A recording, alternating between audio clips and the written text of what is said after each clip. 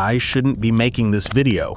Not because it's controversial, not because someone told me not to, but because admitting what I'm about to admit means acknowledging that I wasted 3 years of my life chasing something I didn't even want. And that's a hard thing to say out loud. But I'm going to say it anyway, because I think you might be doing the same thing right now, and I think you might not even know it. So let's start at the beginning.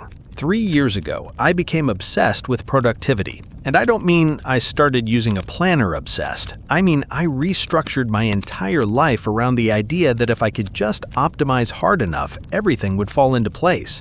I woke up at 5 a.m. every morning, not because I'm a morning person. I am genuinely not a morning person, but because every YouTube video I watched told me that winners wake up early. So I woke up early. I had a morning routine that took 90 minutes. Cold shower, journaling, meditation, exercise, reading, all before 7 a.m. I time-blocked my calendar down to 30-minute increments. I used 5 different apps. I did weekly reviews every Sunday, monthly reviews at the end of every month, quarterly planning sessions where I would sit down with a notebook and map out my goals like I was running a Fortune 500 company. I read every book: Atomic Habits, Deep Work, The One Thing, Essentialism, Getting Things Done, The 4-Hour Work Week. I didn't just read them, I annotated them, built systems from them, and told anyone who would listen about the incredible framework I had just discovered. From the outside, I looked like I had it completely together. But here's the thing nobody saw. I was still failing. Not dramatically, not in a way that showed. My life looked fine. It looked organized and intentional and productive, but quietly, consistently, in the most demoralizing way possible, nothing was actually moving. Projects would start strong and stall by week 3. Goals I had set with total conviction in January would quietly disappear by March. I would have a great week, really great, everything checked off, all systems running, and then feel nothing, not satisfied, not energized, just hollow. And every single time I diagnosed the problem the same way. I need a better system. So I would find a better system, and it would work for 2 weeks, and then it wouldn't. And then I'd find another one, and it would work for 2 weeks, and then it wouldn't. For 3 years I ran this loop, and the entire time I was completely convinced that the problem was technical, that somewhere out there existed the perfect combination of tools and habits and routines, and the moment I found it, everything would click. It took one Tuesday afternoon to break that illusion entirely. I was doing my weekly review, notebook open, goals written down, intentions set for the upcoming week, everything exactly as it was supposed to be, and something felt wrong. Not wrong in a way I could name, just a low, quiet wrongness, like a note played slightly off key in a song you've heard 1,000 times. You'll almost miss it, but once you notice it, you can't unhear it. I looked at my goal list, and I had a thought I had never allowed myself to have before. Do I actually want any of this? Not is this achievable, not is this the right strategy. Do I actually want this? Is there some version of me somewhere underneath all the systems and the routines and the self-improvement content? Is there a person in there who wakes up genuinely excited about these specific outcomes? I sat with that question for a long time, and the honest answer was, I don't know. I genuinely did not know what I wanted, and that scared me more than any failure ever had. Here's what the productivity industry is brilliant at. It answers the question how. How do you manage your time? How do you build better habits? How do you stay focused in a world designed to distract you? How do you push through resistance and show up consistently even when you don't feel like it? Incredibly useful answers, genuinely life-changing techniques, but the productivity industry is almost completely silent on the question of why. And I don't mean the surface-level why, not the why that sounds good when you say it at a dinner party, the deeper why, the one that lives in your chest, not your head, the one that would still be there if nobody was watching, the one that isn't about how you'll look when you succeed, but about how you'll feel. James Clear can teach you how to build atomic habits, but he cannot tell you which habits are worth building. Cal Newport can teach you how to do deep work, but he cannot tell you what work deserves that depth. That part is your job, and most of us have been outsourcing that job to the algorithm, to our parents' unspoken expectations, to whoever we were at 22 when we wrote our first vision board, to the version of success that's held up everywhere around us as the thing everyone is supposed to want. Think about the last goal you set for yourself. Not a small one, a real one, the kind you told people about, or at least thought about telling people about. Now ask yourself, where did that goal come from? Did it come from somewhere deep and quiet inside you, a pull you felt for a long time that keeps coming back no matter how many times you push it away? Or did it come from somewhere outside, a person you admire, a life you saw online, an idea of success you absorbed so gradually you never questioned whether it was actually yours? Because here's what I've noticed, and I've talked to enough people about this now to feel confident saying it. Most of us are running toward destinations we picked up by accident. We were young, we were impressionable, we were trying to figure out who to be, and we looked around and grabbed something that seemed to work for someone else. And then we just kept going. And years passed, and the goal became part of our identity. And now questioning it feels like a threat to who we are. So we don't question it. We just try to be more productive. I want to tell you about a conversation I had with my brother. He's an architect, has been for 8 years, good at it, genuinely, objectively talented, makes good money, has a title, people respect what he does.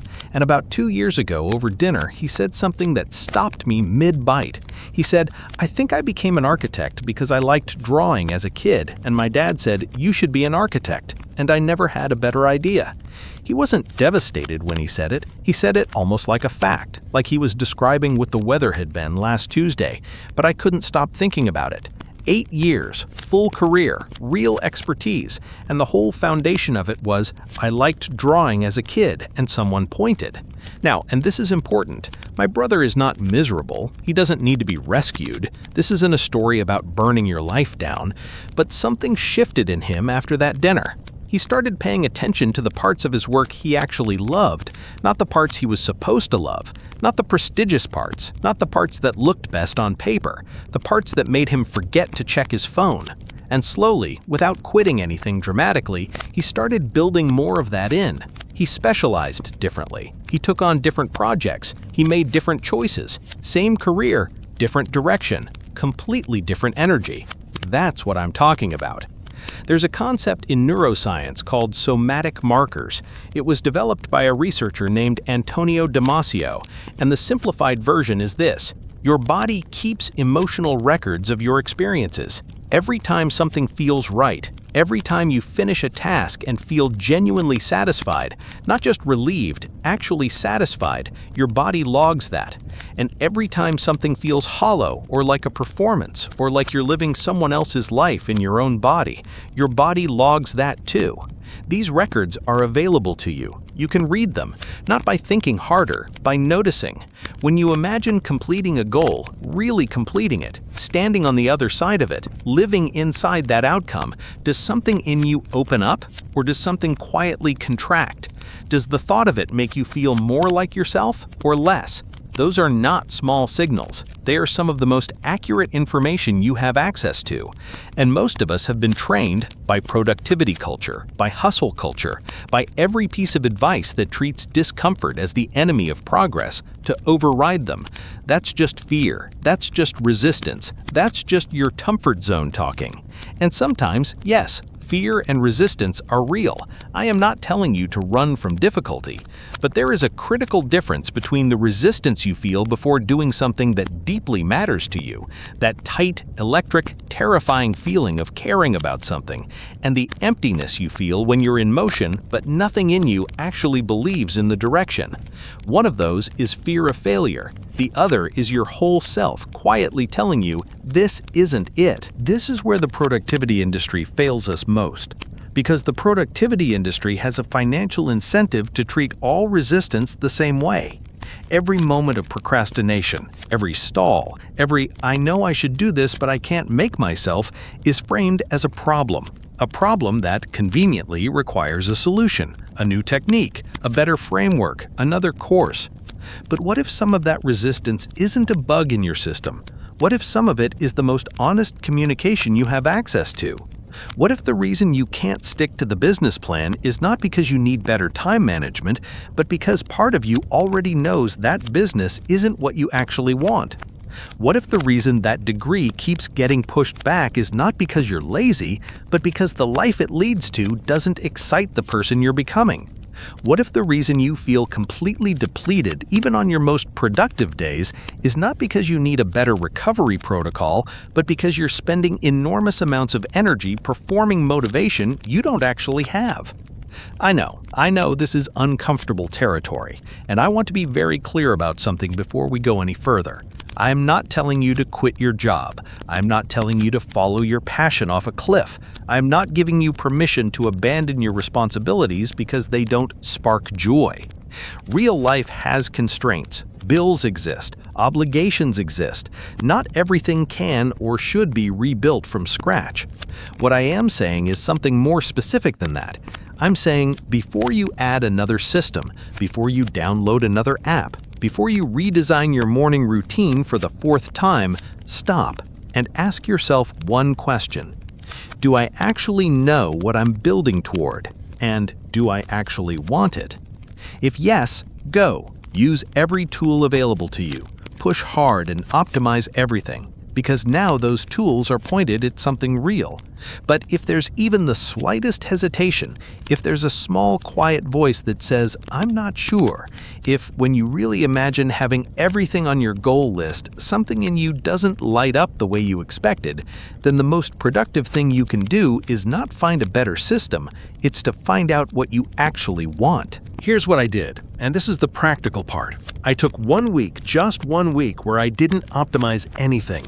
No habit tracking, no time blocking, no morning routine checklist.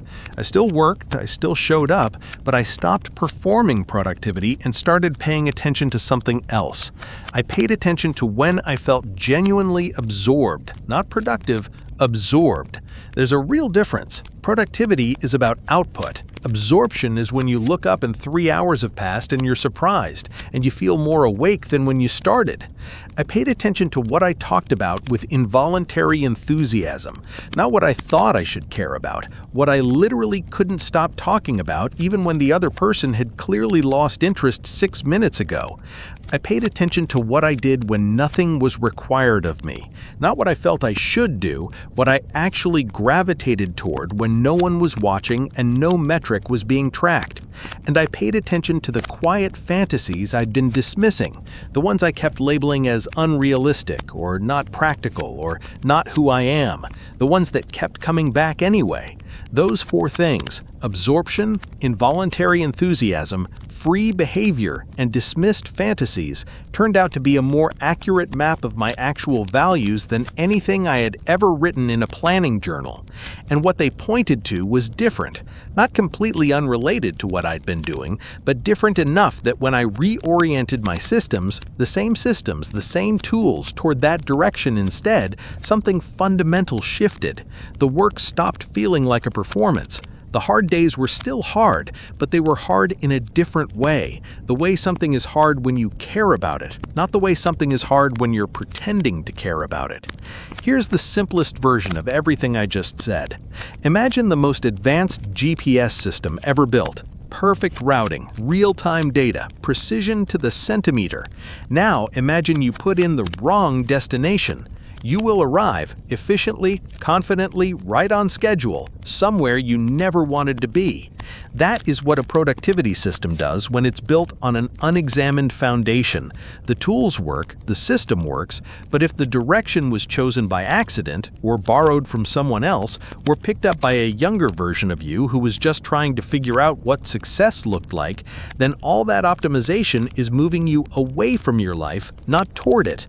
The missing step isn't a productivity hack. It's the moment of honesty that makes every productivity hack worth using. Before you open your task manager tomorrow morning, before you review your goals, before you build next week's schedule, take 10 minutes, sit somewhere quiet and ask yourself one question. If I achieve everything on this list, if everything works exactly as planned and I end up exactly where I'm headed, what does that life actually feel like? Not look like, feel like. And is that the life I want? not the life I think I should want, not the life that would impress the right people, not the life that proves something to someone who doubted me, the one that feels like mine. If the answer is yes, run. Run hard. Use every system, every tool, every framework. You've got real direction now, and that changes everything. But if there's even a flicker of I don't know, don't ignore it. That flicker is not weakness. That flicker is not laziness. That flicker is the most important data point you have. 3 years of building the most efficient machine I could build. 1 week of actually paying attention. 1 question that made more difference than every system combined. Do I actually want this? That's where it starts. Everything else, all of it, comes after. Free audio post-production by alphonic.com.